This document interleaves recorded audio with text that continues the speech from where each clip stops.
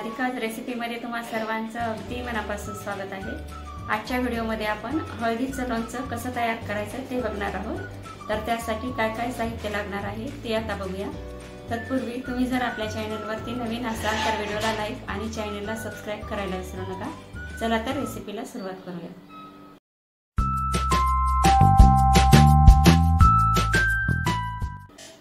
आज या ठिकाणी आपण ओल्या हळदीचं लोणचं बनवणार आहोत। जवळपास 250 ते 300 ग्रॅम ओली हळद आहे। ही सध्या हळदीचं सीझन सुरू आहे आणि बाजारामध्ये ओली हळद उपलब्ध आहे। तर आता आपण स्वच्छ पाण्याने धुवून घेऊया आणि नंतर वरतून साल काढून घेऊया याची।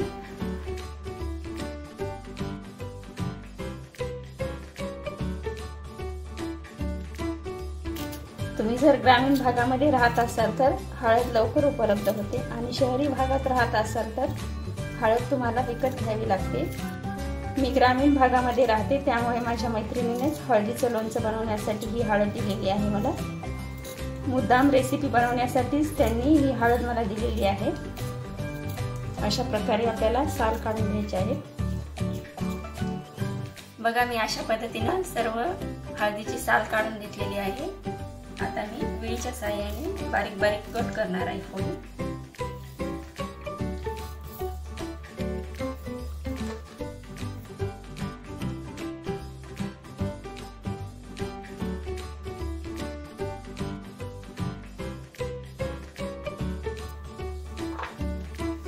तुम्हाला सुरीने सोपे जात असेल तर सुरीने करा। मला विळीने सोपे जाते म्हणून मी विळीने करत आहे।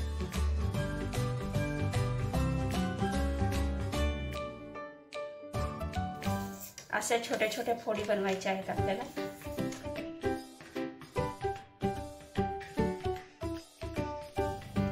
बघा अशा प्रकारे मी छोट्या छोट्या फोडी करून घेतलेल्या आहेत। आता आपण यावरती टाकण्यासाठी मसाला तयार करून घेऊया। कढईमध्ये अर्धा चमचा तेल टाकून घेतलेला आहे।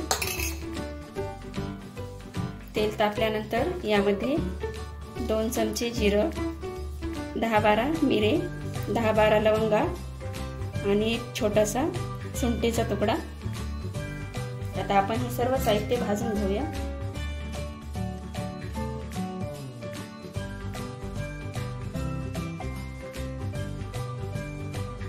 आणि यामध्येच आपल्याला 2 चमचे मेथीचे दाणे छान भाजून घ्यायचे आहे।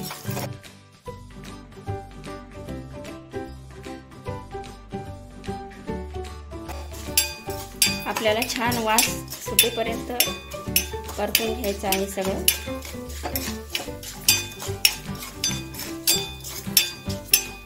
हे सर्व मसाले टाकल्यामुळे आपल्या लोणच्याला एकदम छान टेस्ट येते।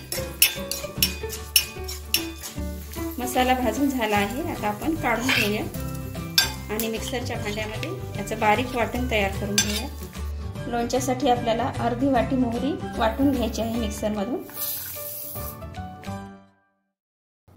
बघा अशा प्रकारे मी मोहरीची जाडसर पूड तयार करून घेतलेली आहे।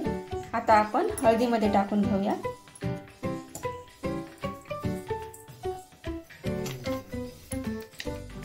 आता आपण हा मसाला जो भाजून घेतला तो मिक्सर मधून काढून घेऊया। मार्केटमध्ये मोहरीची डाळ देखील मिळते तर तुम्ही ती देखील टाकू शकता, परंतु अशी घरगुती मोहरीच आपण वाटून घेतलेली आहे आणि यामुळेच आपल्या लोणच्याला चांगली चव येणार आहे। आता यामध्ये आपल्याला हे जो मसाला केलेला आहे तो टाकून घ्यायचा आहे। आता यामध्ये आपल्याला 2 चमचे लाल तिखट टाकून घ्यायचं आहे। लाल तिखट तुम्ही तुमच्या आवडीनुसार टाकू शकता आणि चवीनुसार मीठ टाकून घ्यायचं आहे।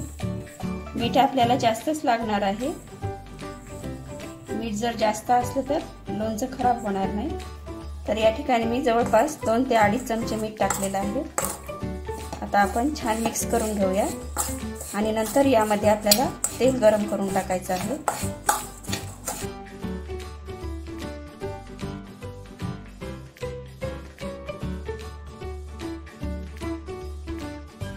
लाल तिखट असंच टाकून द्यायचं आहे, तळून वगैरे नाही टाकायचं, नाहीतर आपली चटणी करपून जाते। त्यामुळे आपल्याला असंच टाकायचं आहे लाल तिखट आणि वरून तेल टाकायचं आहे गरम करून। मी या ठिकाणी जवळपास 3 चमचे तेल घेतलेलं आहे। आता आपण यामध्ये टाकून घेऊया।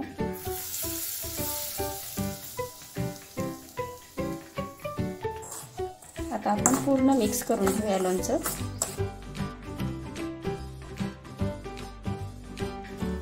लोणचं आता पूर्ण मिक्स करून घेतलेलं आहे। आता असंच लोणचं आपल्याला 1 दिवस मुरण्यासाठी ठेवून द्यायचं आहे आणि नंतर दुसऱ्या दिवशी आपल्याला बरणीमध्ये भरायचं आहे। बघा अशा प्रकारे आपलं लोणचं तयार झालेलं आहे। 1 दिवस पूर्ण आपण ठेवलेलं होतं मुरण्यासाठी, बघू शकता। एकदम छान असं आपलं लोणचं तयार झालेलं आहे। आता हे लोणचं पूर्णपणे मुरण्यासाठी 4 ते 5 दिवस आपल्याला लागणार आहेत। आता हे लोणचं आपण एखाद्या बरणीमध्ये भरून ठेवूया।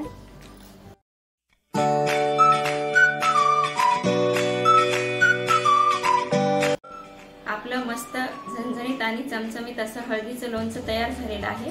व्हिडिओ आवडला असेल तर व्हिडिओला लाईक आणि चॅनलला सबस्क्राईब करायला विसरू नका। धन्यवाद।